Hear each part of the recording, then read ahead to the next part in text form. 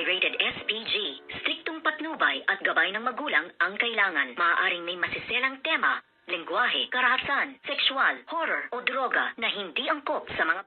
Good morning and welcome sa aking munting channel. Lalayas na nga ng mansyon ng mga Dilacuesta itong ngang si Joanna dahil nga sa takot niya na pahirapan daw siya ni Lola Aurea at ng mga kasamahan nga doon, at dito nga ay inabutan nito ngang si Lola Aurea na nag-aal sa balutan itong ngang si Joanna at humihingi nga ng pera sa kanyang mami, at narinig nga ito ni Lola Aurea kung kaya't sinabi nga niya na yan ba ang gusto mo, ang umalis. Pinakuha niya nga ang envelope dito nga kaya mami nito ngang si Joanna sa kanyang kwarto, at agad-agad namang kinuha at iniabot nga ni Lola Aurea ang isang sobre ng pera dito nga kay Joanna, at dito naman ay matapang pang sumagot ang bastos na itong ngang si Joanna na wala ng karispe-respeto kay Lola Aurea, na kung hindi naman sa pera ng matanda ay hindi naman siya magkakaroon ng sarili rin niyang pera.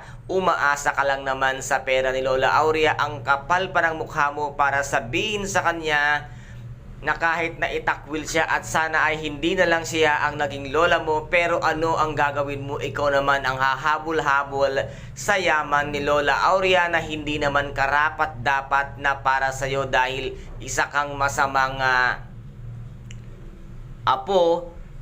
Pasalamat nga kayo dahil itinuring ka pa ring apo nito ngang si Lola Aurea, at dito naman ay binigay na ni Lola Aurea ang isang bugkos ng pera, at ito naman ay umalis na nga dito ito ngang bastos na si Joanna, at sinabi pa nga niya dito na hindi na nga raw babalik ng mansyon ito ngang bastos na si Joanna, at sinabi pa nga niya babalik na lamang siya ng mansyon pagpatay na nga daw itong si Lola Aurea, at kukuhanin na lamang niya ang kanyang mana. Ano kaya ang gagawin ni Lola Aurea?